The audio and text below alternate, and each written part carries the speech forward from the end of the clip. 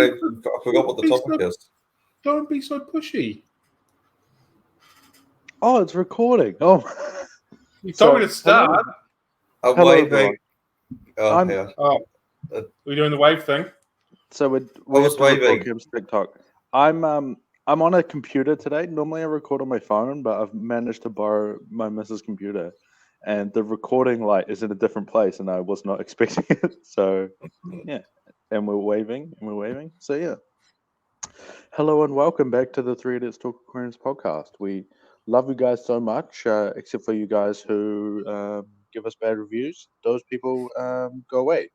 But if you haven't already, give us a 5-star review. Like Ryan, just honestly, if he doesn't get at least 5 a day, there's just tears and a big hissy fit, and we have to send him chicken nuggets to make him feel better and all this. So it'd be much easier if you guys. You what? Said how good's a chicken nugget? Yeah, man. No, he I'm a big he fan. doesn't love chicken nuggets. Although the other night I cooked chicken nuggets and I cooked them like wrong, and they were all soggy. And they were How do you cook chicken nuggets wrong? Well, like that takes a special kind of person. Often the chicken nuggets and the chips get out of sync when you cook them, so you've got to time the cooking right, especially in our oven. But I did discover last night the thermostat in the oven was broken because I stuck my smoker thermometer in it, and it was cranking at like 350 degrees instead of 180. So that's probably why stuff wasn't cooking properly, because the thermostat's broken. So we had to be a manual thermostat to cook cakes that the missus had to take to work today. So we were like turning it on, turning it off, turning it on to keep the temperature right. That's right. A good chef always blames their tools. Always. Yeah. But yeah. Anyway, that's my chicken nugget story. Do you like it? Yeah. Starting off hot with some fish keeping value for you guys. How to cook my chicken nuggets. My chicken nugget story is anytime I bowl a wide when I'm playing cricket, a leg side wide, I call it a chicken nugget, and I had to punish myself by going to McDonald's and having chicken nuggets that were dry. No sauce allowed. So if I bowled like 3 leg side wides, I had to eat 3 dry chicken nuggets. So that just isn't punishment. It is when it doesn't have any sauce. I'd rather eat that than do push-ups or something. Well, this is true. So turns out I bowled quite a few leg side wides. Yeah, it's like incentive to bowl crap. You could play for New Zealand at this rate, am I right? Yeah, me. It's the umpire's fault. Yeah, man. But yeah, so do all your reviewing and subscribing and telling your neighbors and such, and Ryan will very much appreciate it. But other than that, yeah. So last week I had a bird on my shoulder. Now I've got a dog on my shoulder. So how's that for upgrading? Ryan's just an animal magnet. Yeah. What else have you guys had going on in your fish lives? I know, Cam, you might have something related to your shirt. If you wanted to talk about that. ... That was a good prompt. I like that. Well, I was going to say that I got in your aquarium yesterday, but I suppose my Frontosas spawned for me the other day. 2 pairs, 1 at each end. Nice. As of yesterday, one of the females at least was still holding. I haven't checked yet this morning, so we'll see how we go. It's quite cool that you were able to have 2 males that were both dominant and equal enough to breed at the same time in the same tank. Yeah, surprised me a little bit. Because normally one male would just say, "Nah, fuck that. This is my tank, and I'm doing all the breeding. You ain't getting a shit show."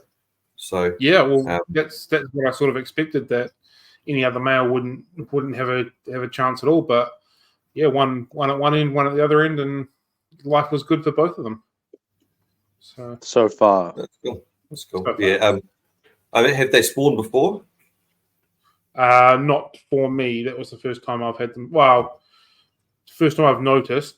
We did have the incident where came in one day and all the dolphins were hammered, and we theorized that the big grumpy guts male had destroyed them all trying to spawn, but there's been no evidence of actual spawning. But it's the first time I've seen it, and the first time there's actually been a proper spawn with eggs and mouths and stuff like that. So we know Frontosas maybe have some ethical considerations when it comes to breeding. So are you are you going to like breed some and keep them for yourself? Because I know you wouldn't really want to sell them, but are you going to breed them for keep a group a bigger group for yourself, or what is your plan if you're actually successful?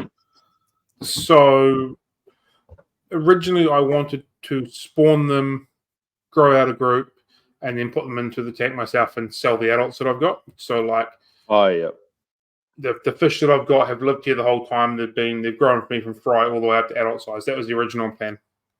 yeah. But I'm pretty keen on the group that I've got. Like I quite like them now, so I don't know if I want to do that. So now you got to get a separate grow out tank.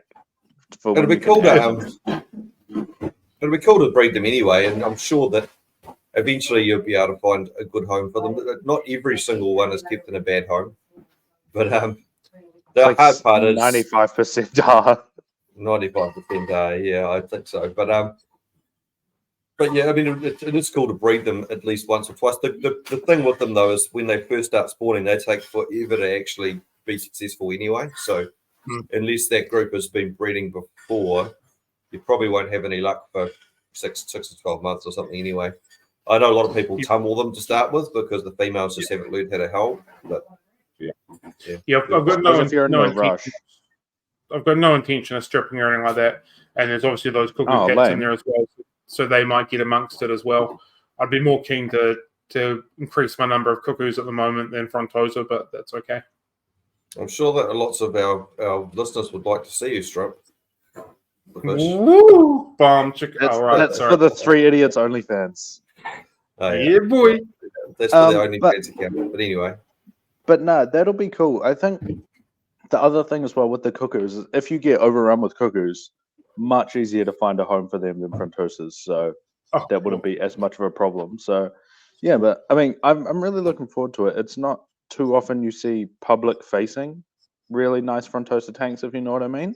Like a lot of them are kind of the nice ones, just like very private individuals, which is fair enough, but I like them, so I want to see pictures.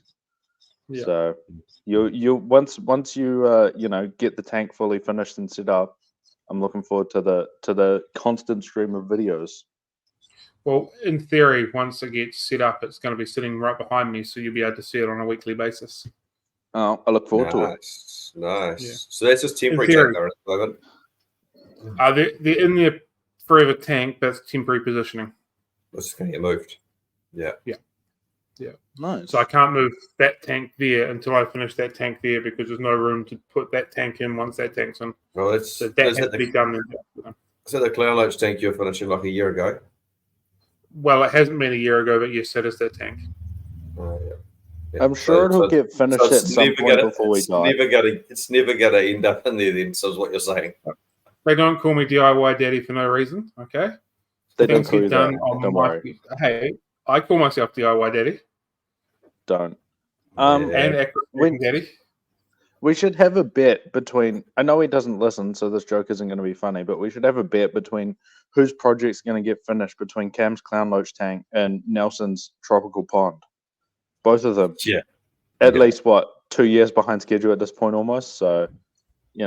Mine's like 2.5 months. So whatever. Still feels like 2 years. It's funny, like when you publicly go out and say you're going to do something. Everyone gives you shit for not doing it, but if you just don't say anything and all of a sudden you've done it, it could have taken 7 years and no one even knows any difference. So, yeah. I'm sure you've both got multiple projects going that you haven't told anyone about, and all of a sudden, hey, look at this magic's done. I have never done such a thing. I don't know what you're talking about. Okay. Yeah. Well, just be better. Just be better. Just be better, okay? Just all around be better. I've got the pump for the Clown Loach tank. I've got the measurements I need for the overflow box, and I'm taking the measurements into the glass people on Monday or Tuesday next week to get that sorted. So we're getting a lot closer. So you're going to get I'm not mad. I'm just disappointed. I've priced all the plumbing. I'm just got to go to the next stage of getting the overflow box done and drilling some holes, and then we're hopefully gluing it up over Christmas. I'll believe it when I see it. We've heard this before. Me too. Wasn't it getting finished in July? That was the deadline. Well, that was the plan. Filled with water. And you were supposed to do some dance and song. You were supposed to be line dancing. You were supposed to be line dancing in a tutu, and I did my punishment. I sung under the sea on my live stream. I did my punishment, and we've moved on. It's okay. All right. What have you had going on, Ryan, in your fish room? Nothing. Yeah, I've just stripped a whole bunch of fish, and yeah, just business as usual. Stripped some some dolphin manda, which is cool because I really want to get them out there. So they've So you got a couple groups of those going now, eh? Nah, just the one main group, but I've got some fry growing out. Some what? Dolphin manda, dwarf dolphin manda. Oh, They're the ones we talked about them before. Yeah, they're the ones that have got the like iridescent blue males. There's some behind me somewhere, and OB females. They're just real cool fish. And so what? I remember last time we figured out you had to Google something different to actually see them. So for the listeners, if I'm not sure what's going on, what would be the best thing for me to Google to know what's going on? I think it's called Dwarf Dolphin Manda Cichlid. I think that comes up. Dwarf Dolphin Manda Cichlid. Images is going to help. Let's see if it's the right one. I can't do shit. Okay, for some reason, it's mostly pictures of Demisoni. Yeah, oh no, that's the wrong one. Yeah, there's a yellow lab. So dolphin, the dolphin manda is actually like a giant Demisoni. So that's a completely different fish. The dwarf dolphin manda is the one that I've got, which are probably the only ones in the country. They're like, I'd say they'll be pretty rare internationally as well. So they're quite a cool fish. Yeah. So I've got one male. Tons of them for me. I've got one male and 5 females, but the original pair are still the only pair that breed. The other females are big, but they haven't bred yet. They're just not breeding. They're not mature or something. So I've got a couple of batches growing out now. So have you considered asking nicely? I'm going to get a mega colony going and just breed heaps of them so that everyone can have them, and then hopefully the fact that the females are OB is very cool because you often see people putting OB peacocks with inburners, and it doesn't tend to end fantastically often. But obviously, the female burner, it's a better option. The females have colour too, so you could do. I reckon you could do like a tank like this, full of them, and yellows maybe, and it would be badass. You'd be real cool. You wouldn't even need yellows, I reckon. Like they'll be fine just by themselves. But you could do yellows in there. I reckon. Is it a natural morph, or have they been crossed over from one to another? That's natural. Natural. Yeah, it occurs in the wild. Yeah. These are my original fish. My original fish are F1, I think. My original pair is still F1. So my fry are F2. What does F1 mean? First generation. What's that mean? Fish so one. The F. What do you call it? And there's some sort of word that means what it's called. Well, yeah, it's used differently in a lot of different breeding situations. So for me, for African cichlids, we use it as generations from wild, but a lot of breeders use it as generations from a cross or generations into a project. So they might be starting to create some sort of albino whatever, and they'll call their first generation that they've started to do that with F1 fish. So it can be a little bit confusing, but for me as African cichlids, I call them F0 would be wild caught, and then F1 would be first generation from wild caught parents. So that's how I use. So our neon tetras will be F475,000.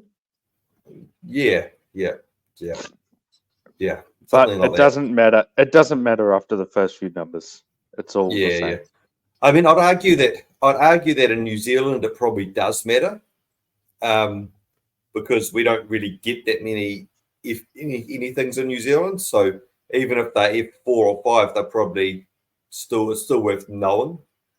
I'd argue that once you go past like F4 or 5, no one actually knows. Like people would just say that, and there's no way it's like that's not a true thing. It's hard to prove anyway, because you are relying on the integrity of the importers and stuff. And wait, are you telling me that fish importers have problematic practices? Never. Have you ever been into a fish shop or ordered a fish off a wholesaler? No, I've You never know done what I mean. But anyway, we digress. We've been through this. Let's get ourselves cancelled yet again. Yeah. All right. But yeah, well, that's been the most exciting thing for me. Sounds lit. Well, I noticed we've been going for 15 minutes already, so let's cut this section short and just jump into the main topic. So what the have you main been nothing. Literally. Oh. Oh, I've been moving tanks around in the shop, but nothing. I could talk about it, but honestly, nothing exciting has happened. It's just crap. But yeah, and we're gonna skip the random questions. We have time. What about a random We question? have time for random question. We have time for random question. No time for random question. 15 minutes. Took about 3 minutes last time. No, we've Yeah, got plenty of exactly. time. We're all good. All right. Well, if the listeners are listening and they're like, "Man, this is dragging on," I want you to know it's not my fault. It's your fault. It's your fault. It is What's not. that? No, sorry. You right there? Yeah, I just thought I saw some sort of Looks like weird scud organism in my tank, but it was just a piece of duckweed that was under the water. it looks like I double booked That's the myself, and most someone black else water just thing sent I've me ever heard. someone else just sent me a Zoom link for a meeting that I was supposed to be on today that I didn't know about right now. So that's interesting. I was like, too late. was we supposed to meet today? My business mentor. At least you know that. At least the listeners know where your priorities lie. Yeah. Right, random question. I was going to say, when you guys put your reviews, you can say that Ryan just casts his business relationships to the wind to focus on fish tank. So that's always good to hear. It's because my fish tanks bring all the girls to the yard. Never has this been true. But okay, so all right. So next question. First question is, what sort of kid were you guys at school? What sort of kid were you guys at school? Yeah, I was a teacher's pet.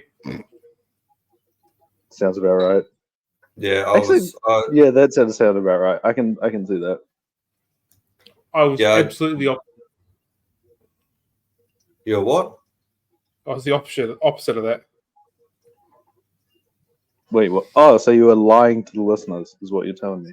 Yeah, 100%. Little troublemaker, little bad boy fish keeper. All of my reports said that I should try harder. All of my reports said that if I applied myself, I might go somewhere. All of my reports said that I was disruptive in class and I talked too much. To my defense, people talked to me, but I was the one that always got singled out. And look at you now. Look at you now. If you can go to those teachers, go, look at me now. I'm a famous podcaster.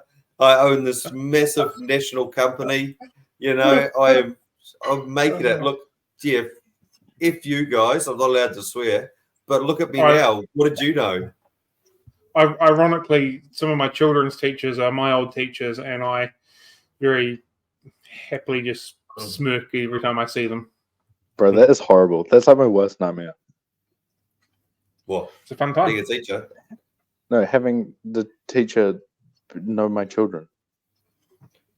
My partner's a teacher. Kim is a teacher, as we know, and I've been into her classroom before to talk to her kids about, like, I've got medals and stuff from the military. Went in for Anzac Day and stuff, and went in and done talks on the fish tank for them. And it's horrible, man. Like, it's just like 30 beady eyes, like, staring at you and asking all these questions and stuff. It's like, so, and you're not allowed to, you've got to be really careful what you say to them, because you can't be, like, inappropriate or whatever, you know, like, especially when they're like, oh, have you been to war and have you killed anyone and all this sort of stuff, you know, you're not allowed to answer those questions, because it'll just like, look at traumatize these kids. Help me, you know. Yeah.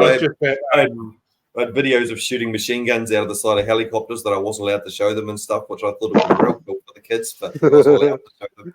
She's like, oh, I'd have to ask the principal if we can do that. And I was like, oh, that's dumb. Come on. Let me show the kids the machine guns. So, yeah.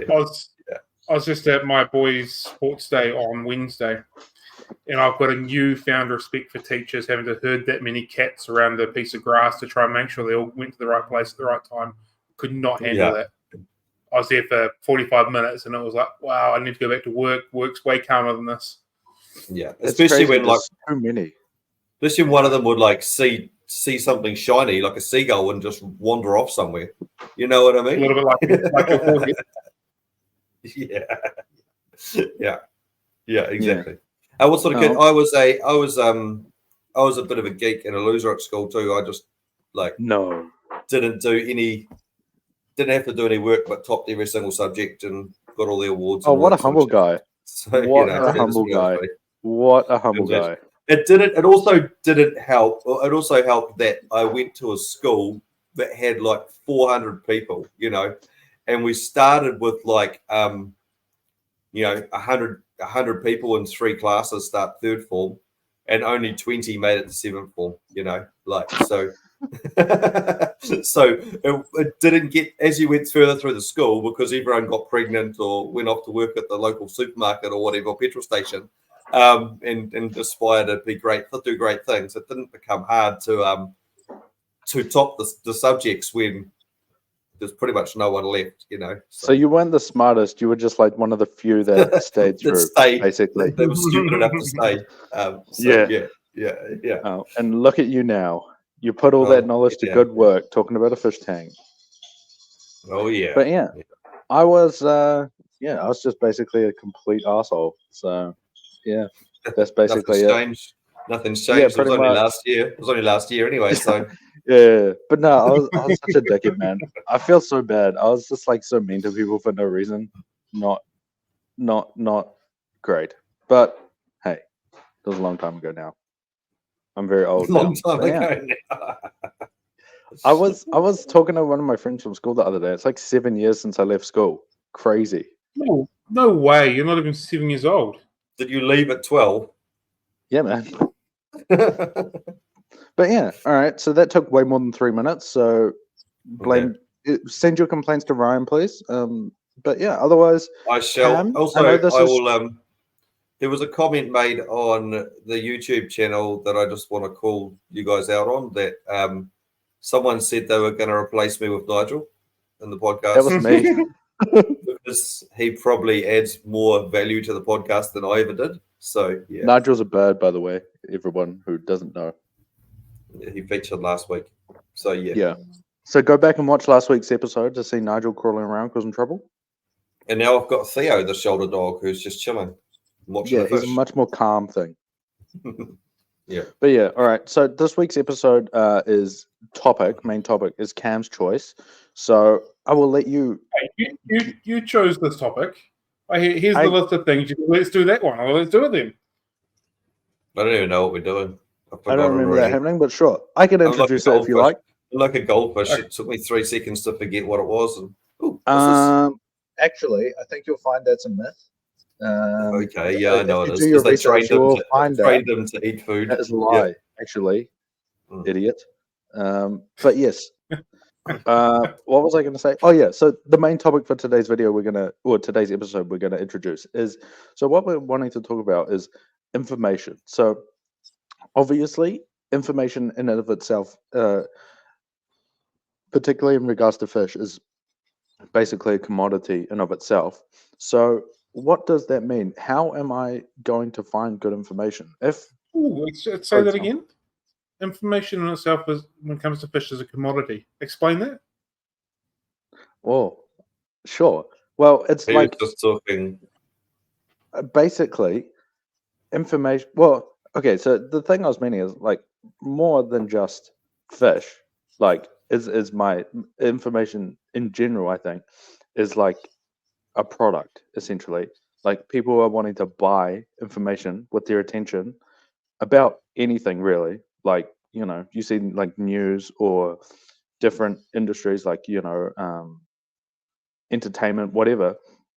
You basically buy news with your attention, and then that gets sold with like advertising or whatever to third parties. But yeah, basically that's kind of my thoughts. That's the way I think about information and entertainment in that, is it's like a product in of itself, and people there's like supply and demand factors, for example, which is my high school economics that I did not do that well in, but supply and demand of information is one of the main factors of how we get to where we are, and how that information is basically traded, etc. So yeah.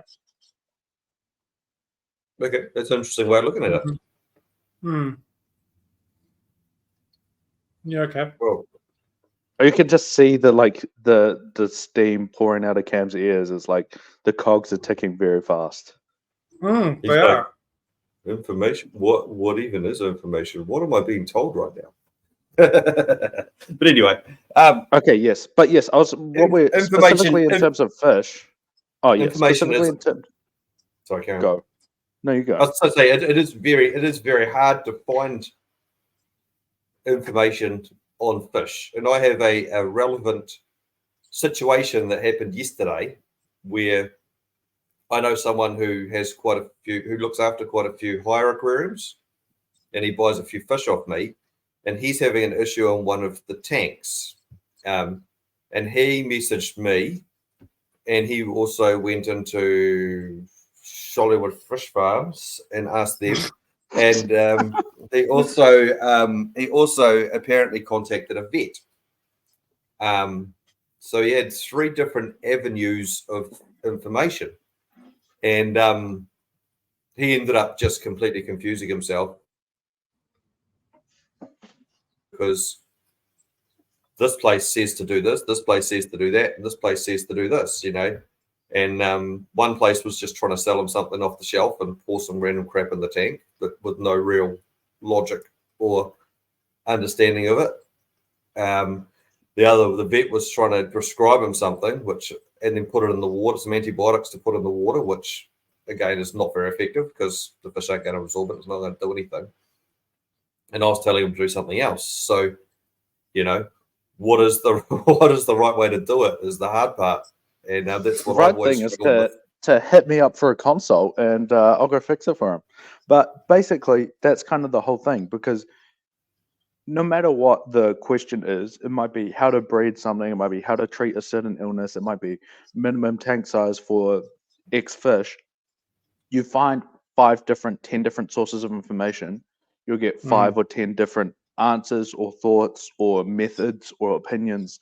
And what I find a lot of times is, especially for people who are maybe newer to the hobby or less sort of intense about it, maybe even the people who wouldn't listen to a podcast about fish, but reaching them is something else that we should probably think about. But it's just hard. And also, people don't want to so much spend 5 hours trying to figure out how do I best grow this plant. People just want to find out and do it because it's not that big part of their life. So what we're wanting to talk about is how do we kind of sift through all the crap and decide this person is someone I should listen to, this resource is a useful one, this resource is stupid and I should never listen to it, this one is better for this situation but I probably shouldn't trust it for this other situation, all this kind of stuff. How do we go through and find out what the hell's going on? So what I was thinking was, I guess something I wanted to start with that I think is really important in this space is there is no hard and fast answers when it comes to fish keeping. The whole minimum tank size debate, or not debate, idea even for any fish, it could be anything from an Oscar to a Ember Tetra, is entirely arbitrary. No one has asked a fish, obviously, because that's not possible. And whatever we do is probably going to be too small and nothing compared to what they have in nature. Unless you look at a couple of fish that live in little tiny ponds that dry up or something. But also, what we think today will change in 20 years. Look at goldfish bowls. People still think you keep goldfish in a goldfish bowl from thinkings of 30 years ago, 20, 30 years ago. But you still look it up now. I'm sure you can still find resources telling you it's a good idea. And that's fine in the sense that people can say whatever they want, but it's not best practice now or accepted practice now. So how do we keep up and find out all this information as we go along? But remembering that there is not really very many hard and fast answers. There is obviously some, cycle the tank, don't put things together that's going to eat each other, like this kind of thing. But like the more kind of softer stuff, like minimum tank sizes and like best food and like best methods to breed stuff. Also, varies. disease treatment and stuff is very, very hard as well. Well, that's one of our segments. So hold that thought, and I'll ask you about it. I also have some opinions about fish diseases in the hobby, but yeah. So if you guys are trying to find some information, like something not super obscure and complicated, like some general piece of information, like how would I breed this fish, or how do I, what do I feed this thing? What would your guys' main sources of information be, or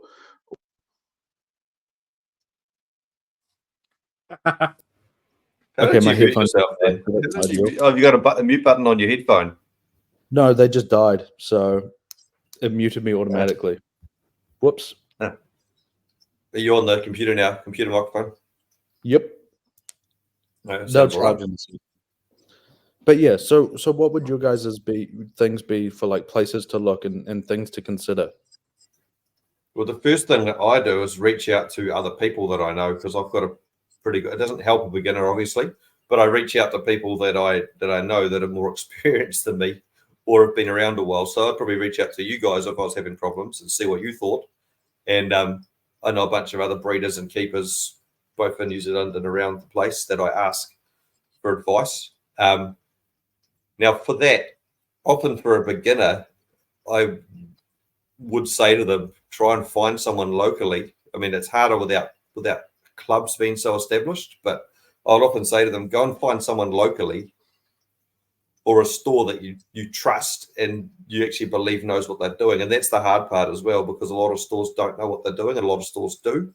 And a lot of people, one person within a store might know what they're doing more than another person within a store. So especially in the bigger ones. So yeah, I don't have an easy answer for that. Obviously you can Google and you can go on Facebook, but then you end up with a plethora of all sorts of random things, and I'm always trying to figure out the credibility of the person that's posting the information as well as the information itself.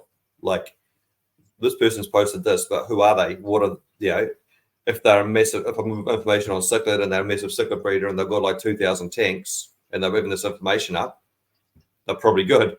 But if it's just some random person on a Reddit forum that's kept these fish for 2 months and they're still like 3 centimeters long and they're getting along in a tiny tank, then it's not really going to be valid information. So I would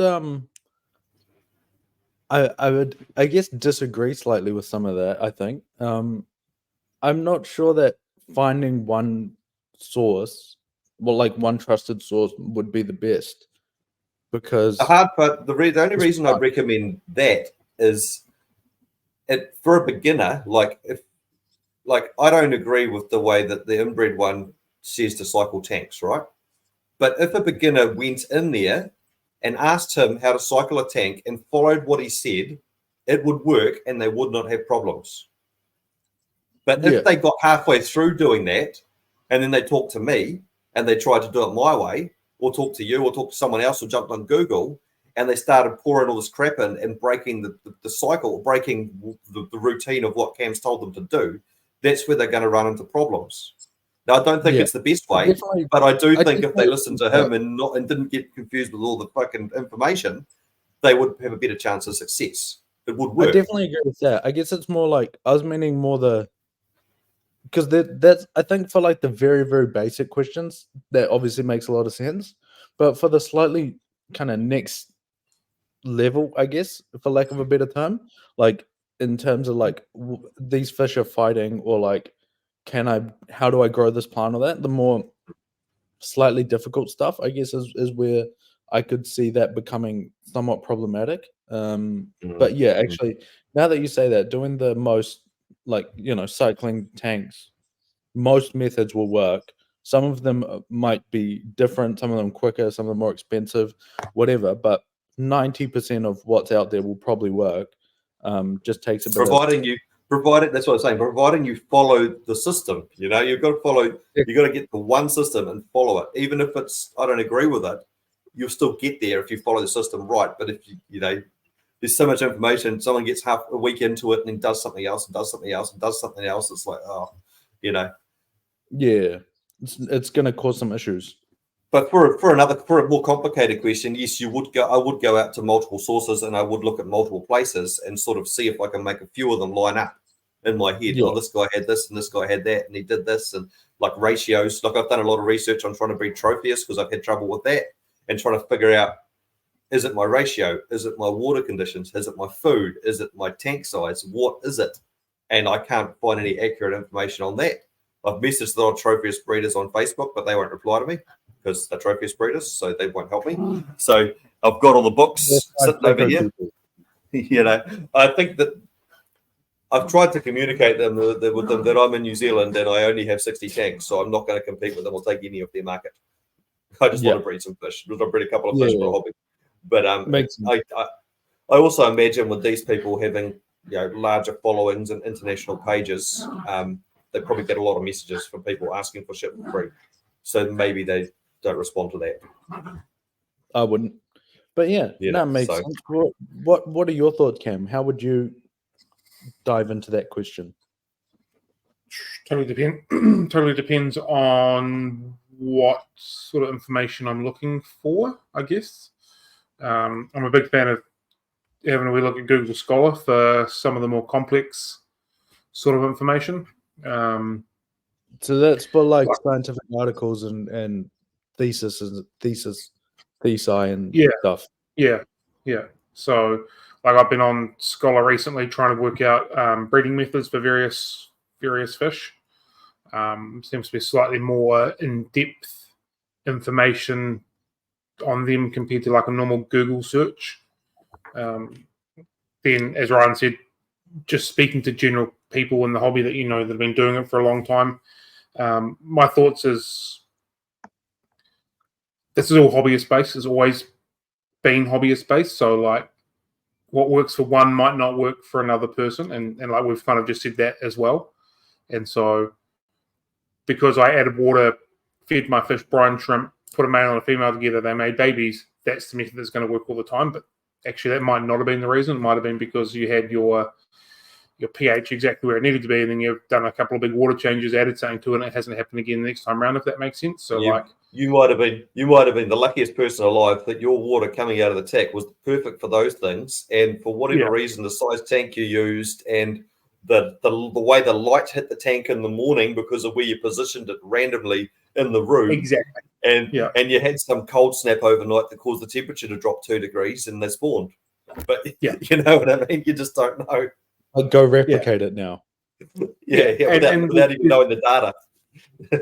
There's plenty of people out there that keep fish that record all sorts of bits and pieces and take notes of that sort of thing. So it's just trying to find them. It's like you've been doing this for like Ryan, for example, has been doing African Cichlids for so long. You can say, cool. So although I don't agree with some of his methods and a lot of the way he does things, but there's a lot of knowledge built up there that is actually. I've had this issue before. I tried this, it didn't work, but I tried that and it did work, and I've done it a couple more times and it has worked as well. I guess it goes back to what I was saying before, is like there's no hard and fast answers, because at the end of the day it is nature, and we can't, no matter what we do, we're not God, No matter what you do, you can't replicate it. Arguably also there's some people that are working really, really hard to try and dispel that sort of myth and go, actually, if you do it this way or keep your fish this way, it's going to give them a far longer lifespan. And like, I think the disposable aspect of like neons only live 18 months, for example. Well, actually, if we give them more of what they want, they're going to get 3 years out of them, sort of scenario. Yeah. But that's not the main method, the main analogy, way people do it. I guess I was meaning more along the lines of like, there's no way you can possibly control every variable. Like Ryan said, maybe the sun is exciting them enough where they want to spawn in a certain way. And it's like, how are you going to even know that? Or how are you going to replicate that, And it does make it a bit more challenging. But it's all part of the fun, I guess, as well. Well, it's especially the challenge if it's breed certain fish, whatever that you can crack it with doing some of that sort of stuff. I mean, some people with fancy fish rooms do control the temperature. For different times of the year. They do control the lighting cycles. They do all that sort of stuff to try and stimulate fish to breeding, and they track all that. Yeah, exactly. It's just, I guess, somewhat can be out of reach for, hey, I just want my guppies to breed, man. What's going on? Yeah. And if your guppies aren't breeding, you've probably just got something in the tank that's eating them. I'd say that's probably it. Or you've got no. That's exactly what happened to me the other day. I've had some absolutely gorgeous white guppies in a tank for 6 months. The females are always big and plump, never a single fry. Took the females out, put them in their own tank, and there's about a dozen fry in there overnight. So that's right, there's a female honey gourami in that tank, so she would have been picking off the fry as she wanted. She was having the time of her life, eh? But she's getting conditioned to breeding, so that's all right. She's already been plump for a very long time, so yeah, I can see why not. You're having some internet issues in breed one as well. You're starting to crack out a little bit. But yeah. All right. Well, yeah. So I guess that brings us on to the next thing. Is we'll just deal with that. Yeah, he's definitely lagging like hell. Just pedal faster, bro. Yeah. So I will talk now so Cam can sort his shit out. But basically, what happens, I think it's a bit different, the whole conversation when it comes to things like medication and illnesses and stuff. So what would you guys consider to be the best way to find out what to do when you've got this fish and you've got all sorts of horrible issues going on and you just have no idea what it is? Maybe there's a bacteria thing, maybe there's riddled with parasites, something like that. So what would you say, Ryan, would be the best method to figure out that? I hate this problem. Often when I get this problem, people are ringing me or sending me messages on Messenger, and you can't get all the information is the hardest part. And often they've gone, like you do, they've panicked and they've gone into 3 or 4 different places or gone online and just got 6 or 7 different opinions and done 6 or 7 different things and really started messing with stuff.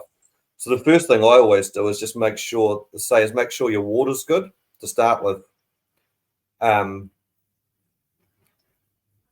Cam's just vanished and he sent a message saying it'll be interesting to see how this affects the recording because he is the host. So we'll see. It says we're still recording. We don't know what we're. If you guys are listening to this, you'll know that we figured it out. But otherwise, there's issues. So the first thing I would always do is say, make sure your water and your filtration and everything is up to spec, And then the next thing, an ammonia spike is an easy culprit. Well, and maybe a fish has died. Maybe your tank wasn't cycled properly to start with. Maybe you're overfeeding. Sort out all the real basic stuff first. Stop feeding probably. Just to eliminate that. Stop feeding. Feed once every second day. And just get things settled down a little bit. The next thing is, I guess you've got to try and establish if it's internal or external sort of problem. Is the fish got spots or streaks or something all over the outside of it or on the inside of it? And then you've just got to really start eliminating it and trying to figure out what to actually treat with. Without seeing a fish in front of me, it's really hard to know what I would do. Usually if it's something external, I'd always start with Wonder Tonic because it seems to have a lot of stuff in it that can do a lot of things. So I'm going to ask you a question that I already know the answer of, but I just love stirring that pot, man. So a lot of the times I see anytime something is going on with a fish, it doesn't actually matter if it's internal or external or unidentified. A lot of people come to me and they're like, oh yeah, so I've chucked Malefics in there. What's is that advisable in your opinion? Or I mean, the hard part, I haven't managed to find, again, I go out to the community to try and find this information. I haven't managed to find any large breeder or facility or anyone that posts regularly that says they've used Malefics with any sort of reliable outcome. Now, and some of the articles that I've read suggest that the active ingredients in it have to be concentrated like 20 or 30 times what they are to actually kill any bacteria. So I would generally say it doesn't work. The only thing I would what it say says that it's done, that should do. The thing I'd say is, so I talked to, I don't know exactly where this information came from, but someone was talking to Jeff from like Rapashi, New Zealand, Jeff, about it one time, I remember. And for those that don't know Jeff is actually he's probably he's a very, very experienced fish keeper, and he's a very scientific fish keeper. He's very facts and figures and numbers. He's one of those people that probably would record the moon cycle and the time the sun rose and all that sort of stuff. He is that sort of fish keeper, and that's what he has written on the front of his tanks. When I went into his fish room, was just the whole tank was just covered in vivid marks and hieroglyphics and all sorts of stuff that he would have known. So he's a very technical fish keeper, and he's also bred in New Zealand some world firsts for plecos, like the other people in the world have never managed to breed, and written articles on breeding them and stuff like that, gone to catfish conventions in Germany and all that sort of stuff. So he, generally, I'd say, especially with plecos, he knows his stuff, but with all fish, he'd be pretty knowledgeable with stuff. So what I was going to say is I saw that he was talking one time about how he had limited success with Malefics for things like burns and wounds and stuff, but not by following the directions, but like applying it directly to the area of concern. I don't know if that, like, I've never done that. I have no idea, but that's another thing that I've heard that might be worth considering for people. But yeah, for the most part, I'd say when it comes to medication, like Ryan said, the easiest and best thing is just make sure your water's all happy. That's very easy fix. And then after that, I'd say that the over-the-counter stuff, if it's like a very easy, very obvious problem, is good. So like, for example, in New Zealand, we get this thing called Wonder Tonic, basically, which is essentially, like, this is not the best comparison, but it's essentially the New Zealand version of the general cure you see people talking about all the time. It 100% is nothing like general cure. I mean, in terms of the general cure is it's got Prazi and metronidazole in it, and it's nothing like that.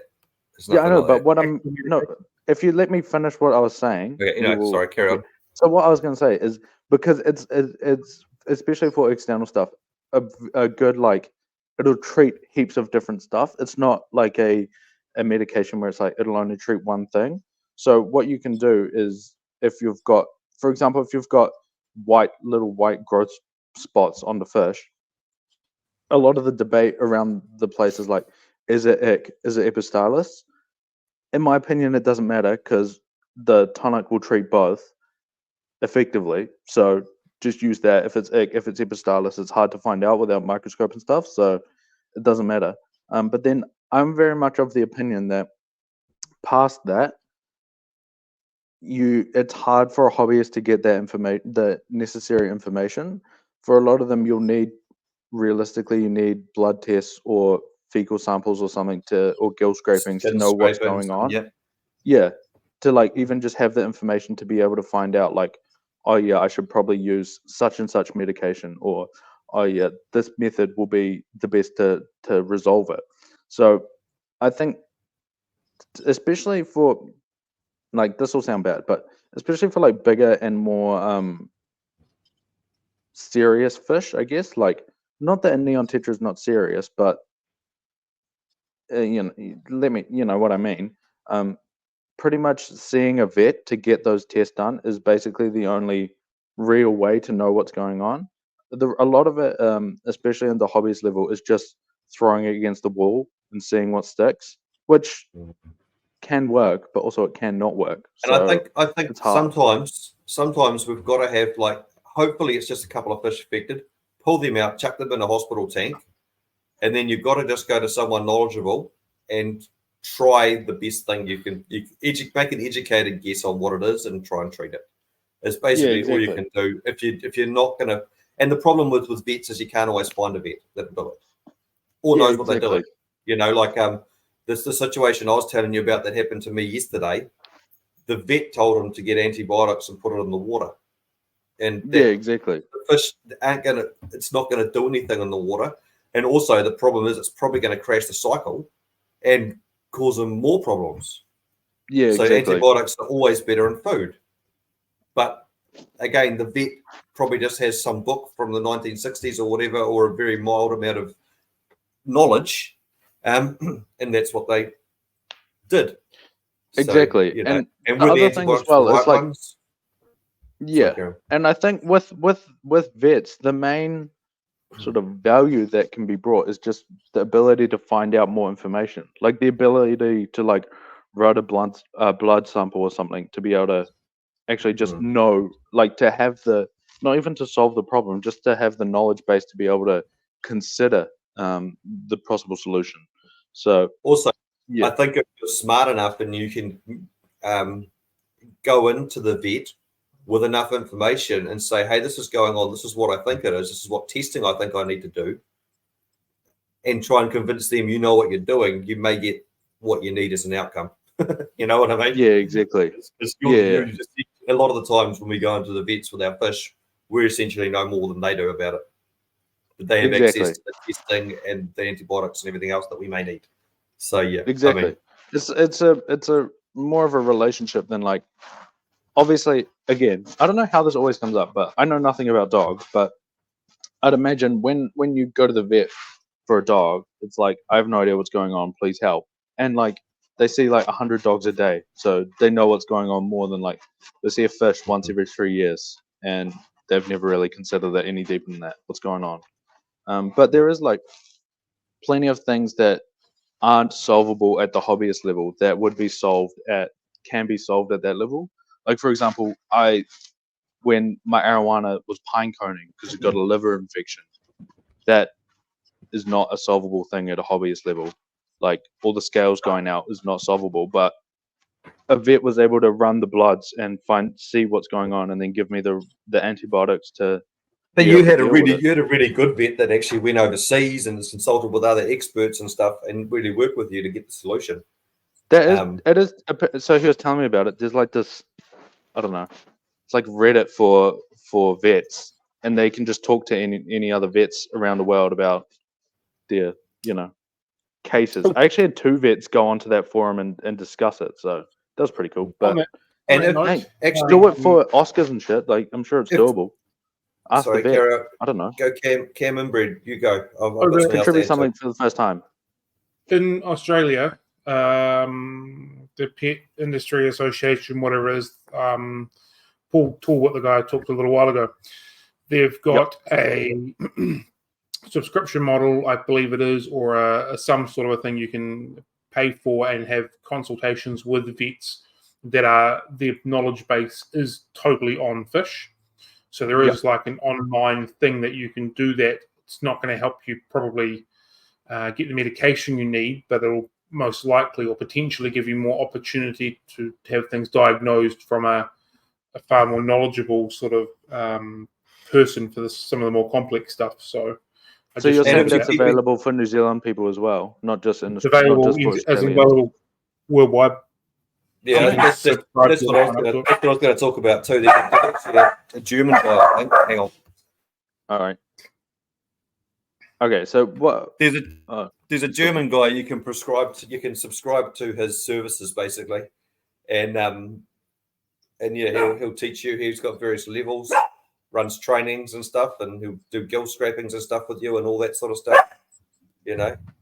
The other thing as well is there is also online vets, like New Zealand online vets, that especially if you're in a place where there's one vet and they see cats, dogs, and maybe horses or something, that would be the best place to look, because even though they're not able to like see the fish in person, obviously, like you can send them pictures and videos and stuff, but because I've used them before, the guy I talked to was like, yeah, I have no idea about fish, but I'll find out, basically. And he was one of the ones who went on this vet forum thing, and he was actually talking to this guy who, like a vet, who's a vet on a Malaysian arowana farm, and he walked him through all the, solutions and stuff. So that would be the other thing that is would be able to be considered, is it doesn't necessarily have to be people, down the road, because that will be very limiting depending on where you live, especially if you live somewhere like a smaller town, like live in Helensville, live in Nelson. You're going to have some issues finding them. So, yeah.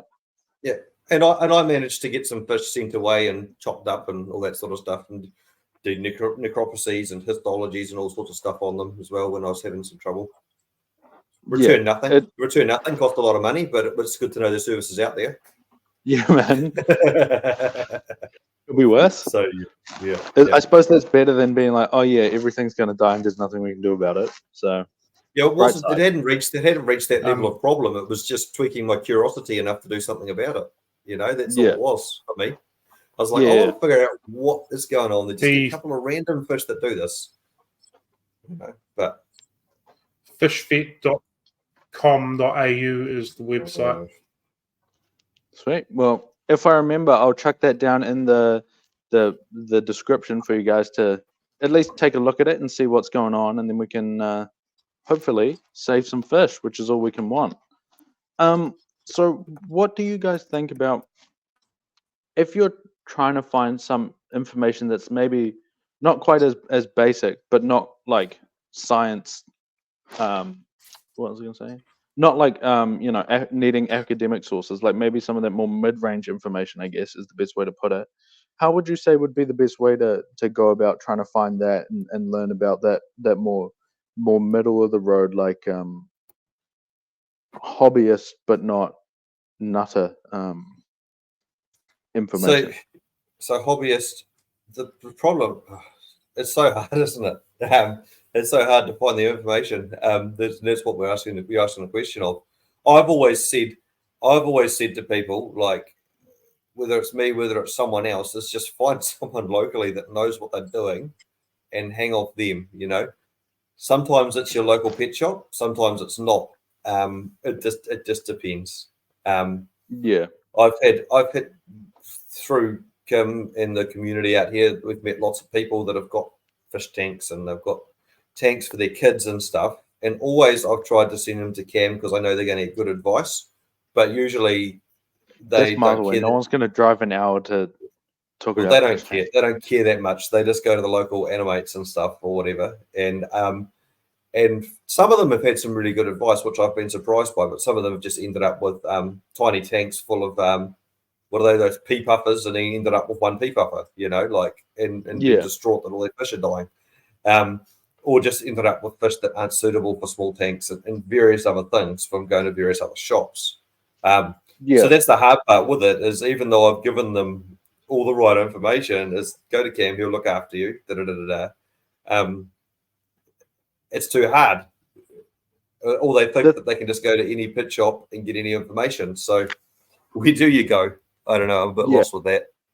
The thing I was going to say is it's kind of almost antithetical to what you were saying, but I reckon your best option is to find as many sources as you can, if that makes sense.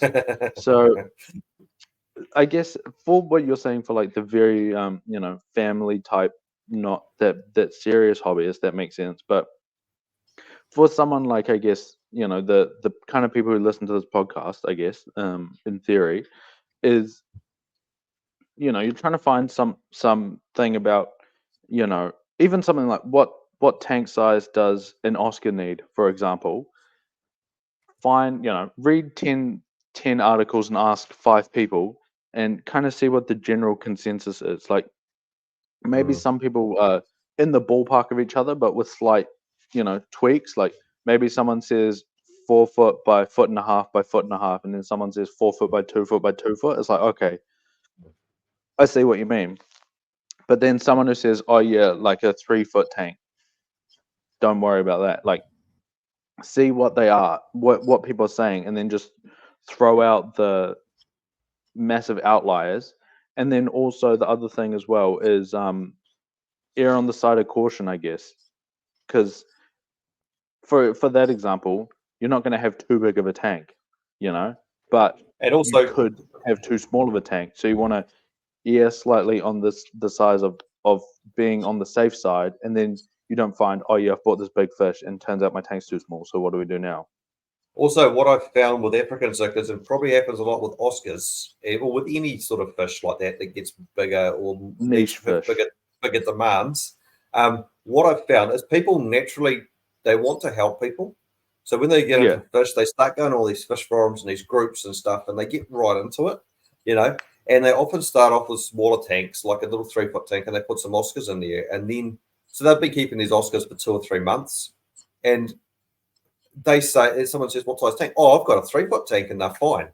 It happens a lot with African cichlids. They get some, 4 or 5 centimeter African cichlids from the pet shop, and they're living in a little tank, and they're happy for a couple of months. So people say, oh, everyone told me I needed this size tank, but I've got this size tank and they're fine.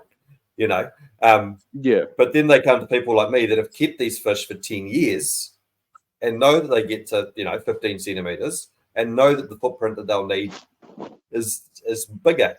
So yes, those people are trying to help, and yes, they are correct with what they're saying, but they haven't actually pretexted it with all the information.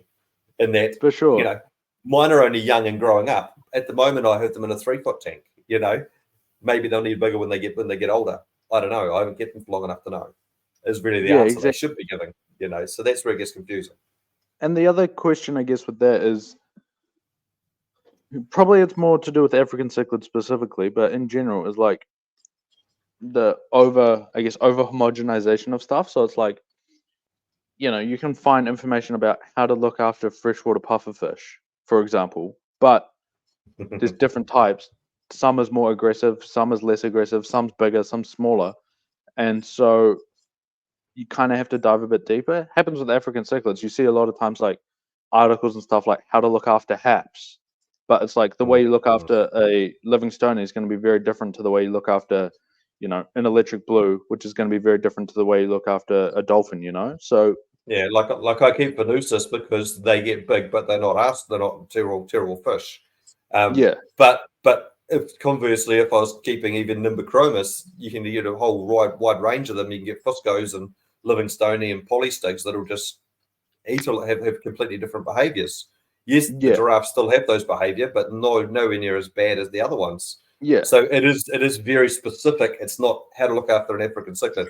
It's not all cichlids can go together. It's not. So yeah, that's where it is a kind of annoying thing because it's like it would be good, obviously, if it was just you didn't have to dive that deep, and it's like, oh yeah, all haps or all Nimbochromis or all pufferfish or something were more or less similar. Like even if they weren't exactly the same, if they're like more or less similar, that's one thing. But unfortunately, we find like some of them, the difference between a pea puffer and a wahaka puffer is like you probably couldn't get any further apart in terms of stuff you need to know about them to be able to keep them. So it's like that's annoying, but we still you're gonna have to cover more bases and go a bit deeper than looking at the group or the type or the variety as a whole, to be able to get into that space of, oh yeah, this is how I need to look after it, what kind of tank I'm going to need, what kind of, tank mates, food, preparations, effort in terms of maintenance and stuff. But yeah, I'd really recommend Sorry, Karen. Sorry, I was going to say, I'd recommend going a little bit deeper and trying to collate information for yourself, and then being able to go through and be like, this person's the only person that said I can keep a wahaka puffer in a 4-foot tank. So probably I'll just keep that in my mind, but I'm going to disregard that, and maybe we're going to go for a 6-foot tank. And everyone seems to say more or less that's about right. So yeah. And what you've seen it, you've probably seen this so many times as well as me. Like someone comes to me and they say, right, I've got this size tank, I want to do an African tank. I say, cool, come look at my fish room, see what fish you like. Cool, I like these ones. Okay, cool. What we're going to do is we're going to set you up a Mambuna tank or a peacock and hap tank, and we're going to do this, this, and this. And they get all these fish, and they're going really well. And then, like 3 or 4 months later, they ring you up, or they come in and they go, oh, it's gone to crap. Everything's dying. And what's happening? And they go, oh, I went into insert specialist, New Zealand's biggest specialist fish shop here, So, and bought XYZ fish because they said that all cichlids can go together and it'll be fine in my tank. And it's like, oh my God, so they've got enough to know the basic knowledge that cichlids go together. These fish down here don't go with the community fish, which is cool. But they've, they've it's hard sold because the wrong fish into the wrong tank. And they don't have that specific knowledge. They haven't been keeping cichlids for 20 years like me. it's hard because you get a lot of them as just like not necessarily any specific shop. It could be big box or a specialist fish store or whatever. It's like no one knows everything about everything. Like I'm not giving the world's deepest advice on discus, for example, and like that's fine. But like I know exactly what you're saying. I had this guy who I set up with the coolest. He had like a Demisoni colony and like I think he had some yellows in like a 3-foot tank, and it was like really cool, and they were like maturing nicely and like starting to breed. And then he went to another shop and he bought a polystigma, and like a decent sized one. Like it wasn't a baby; it was like a not big, but like medium sized one. And he came in and he was just like completely crushed because everything had got eaten. There was like 3 fish left in the tank after a month. I was and like, if you knew anything about fish, you'd know that, or anything about African cichlids, like you delve deep enough into it, you'd know that polystigmas are big, massive Malawi haps, and their main diet is mambuna. That's what they eat in the wild. Call them predator haps for a reason. Yeah. And Cam Inbreed, are you back now? You look like you're a lot clearer now than what you were. Can you speak? Who knows? Who knows? Hey, I can hear you. You sound a lot better than you were, and you're not as blurry as you were, and you're not freezing. Yeah. So maybe, have you got anything to add? Because have you been following along? I don't even know what we're talking about. We're talking we're talking about fish. It's a fish podcast. So how would you go about finding information, Cam, that's a bit more, not like the super basic stuff, but not quite like needing to dive into like academic sources, like some of the more higher difficulty hobby level stuff, if that makes sense. So we're talking maybe your second tank, and maybe you want to get more of a niche fish or something with some slightly higher demands, or something a little bit more specialized, like something you're not going to find at a big box store, like but not quite something you're going to have to go spend $40,000 importing yourself. Like something a bit more medium to high hobbyist difficulty. Yeah, I've got a couple of websites that I normally sort of scour through, depending on what we can't talk about those websites. No, we can't use those websites on the podcast, mate. I don't think it's a family show. It's a family show. Wait, we've got away with PG so far today, so let's keep it. Okay, go. I won't go there. So yeah, there's a couple of websites I normally go through, depending on what it is that I'm trying to find out. Name drop some websites for us then. What are these websites? The depending Hub? on I'm looking for. No, not the Hub. No. Although a relatively new one, the Scientific Fishkeeper is one that I refer to quite often. Yep. So there's a lot of science base behind it, but it's put into a very easy to read type of text, which is nice. Yep. Also, if you're looking at websites and you ever want to get some information, just make sure if they've got like affiliate links and stuff at the bottom of it, like you click on it to buy stuff, usually that is a blog post that someone's writing and monetized. So it's not that you can't trust that information, but they are getting paid for writing that information, and they're trying to have a referral link at the bottom. So it can be good, but it can also be someone that's just writing blogs to make money. That's why you guys need to listen to us, because we definitely do not get any money aside from the satisfaction of you lovely people's insults. So just know we have no affiliate links. So some people, your one source of truth. Some people are paid. Some people are paid. The YouTubers and stuff are often sponsored by people to push their stuff, regardless if it's good or bad.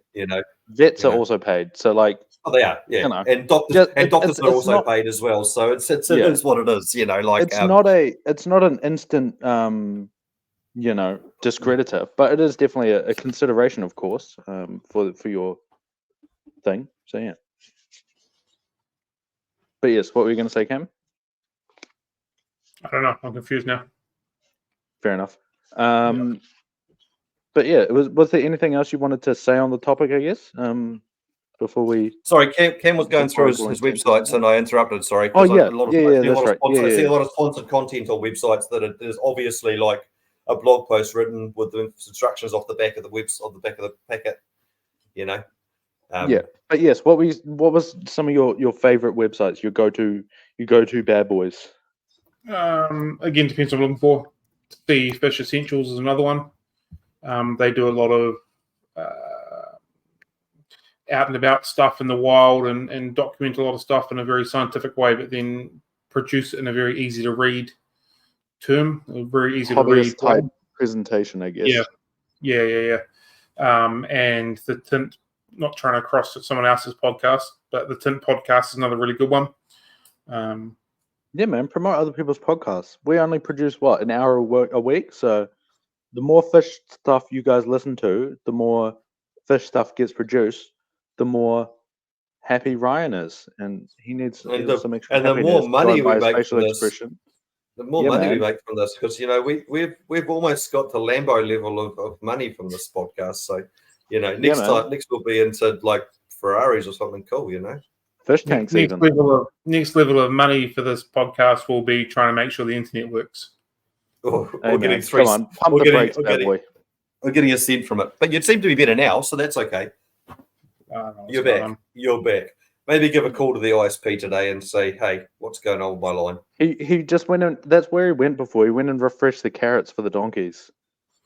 Got to keep them walking faster. Yeah. I don't think he's happy with the internet situation somehow. He doesn't look happy. True. Bro, that's the picture of happiness right there. It looks like he's about to throw his bananas out of the tree. Exactly. See, he's happy. Yeah. As a general, I try not to go to a website that's trying to sell me something. Yeah. I mean, it is. If you did have a website with lots of good information, like you would put some links in there, but you do have to be careful that they're not just. A lot of people just write blogs. A lot of people who run YouTube channels and stuff are literally paid to shill stuff, and that's how they make their living, which is okay. It doesn't mean it's good. It doesn't mean it's bad. It just means you should be aware of their motivations. Sometimes it is hard with that. It is very hard with that because it is like making content in that is labor, and like no one wants to work for free, obviously. So also, some people it's, oh yeah, this is how I can be able to afford to put out all this information. And then some people is, oh yeah, I just want some cash so I can go buy my second Lambo. So it does. I definitely don't think it discredits anyone immediately. There's plenty of websites out there that people don't get any money back out of it and don't get any sales stuff on. Yeah, all that of course. Kind of stuff. There's shitloads of them like that. But also, like if all three of us essentially we like Rapashi, right? So if Rapashi sponsored us to talk about Rapashi, I wouldn't have any problem with talking about Rapashi. So it doesn't mean that Rapashi's bad because we would essentially be getting paid to shill it. We'd only do something that we actually liked. So a lot of these YouTubers and stuff maybe selling stuff they've actually used for 20 years and love and are happy to take some money for it. Might have some ethics behind it. So it might actually work. So yeah. If you're listening, Alan Rapashi, please reply to my email. That would be much appreciated. But yeah, otherwise, I may as well shoot that shot while we're here.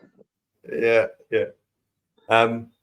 Cab, it's not that bad. It's not that bad, okay? Do you know what I'm looking at? I'm looking at a piece of duckweed spinning around. Dude, I love duckweed. Duckweed's good stuff. Shiny stuff. Seagull. He's seagulling. He's gone. He's seagulling. It just keeps getting caught in the loop of the filter and just goes round and round and round. It's mesmerizing, eh? Yeah. Okay. So I think we're. I just want to say this is one of the most enjoyable and I think this is one of our best episodes. I reckon I've really enjoyed that, and also, I think we've added some good value. And the problem is that Cam Inbred hasn't been able to participate much. But also, I'm actually really proud of us because I thought we'd end up fighting on this episode.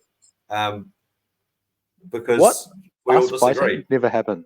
We all disagree on stuff. But I'm respecting the fact that you guys have different opinions. And yeah. you're growing mellow in your old age. It must be Maybe about 50, yeah. Maybe it's because I haven't had very good internet connection. I haven't been able to call you out on your bullshit while we haven't argued. Right. Well, Cam's gonna It's listen to possible. this recording when we upload it, and then the top comment will just be some random bot just absolutely laying into us with horrific insults and stuff. But for now, at he's least gonna we can call leave it mellow. He's going to call for a redo. So we'll have to put that back on Call the for a list somewhere. recount. Yeah. All right, sounds good. But yeah, any other final thoughts that you guys will cry if you don't get in? No, I'm over it. Cool. Fair enough. I'm trying He's I'm done. trying His to- internet's. But it's Gotta go amazing how crap. good your internet is now. It's so clear. Bro, it's good comedy now. gold. Well, Comedy I've gold. been recording the times where it's gone to shit, and if the trend goes how it has been going, we've got about another 90 seconds before it goes to shit on me again. It's been about every All right. 12 to 13 minutes. Okay. Wrap it up, Ryan. This is your time. Do you want me to sing the song? No. Anyway, thanks for joining us today. If you have joined us, if you're still listening to us, and yeah, it's been a very interesting morning. I've actually quite enjoyed this one. I am disappointed that the inbred one was not able to participate fully and have some good arguments with us. Still got It would have been nice. got some good points in, so that's all that But matters. he's still going to surprise some shots fired, and he'll be able to come back to some of our points in the follow-up episode if we decide to make one. And yeah, like and subscribe. Yeah, look at me go. Like and subscribe. Drop a and, review. Drop a review, and yeah, merch is looking great. I hope you've enjoyed us talking shit. Sweet. Cheers. See you later. See ya. Goodbye. Bye. Bye.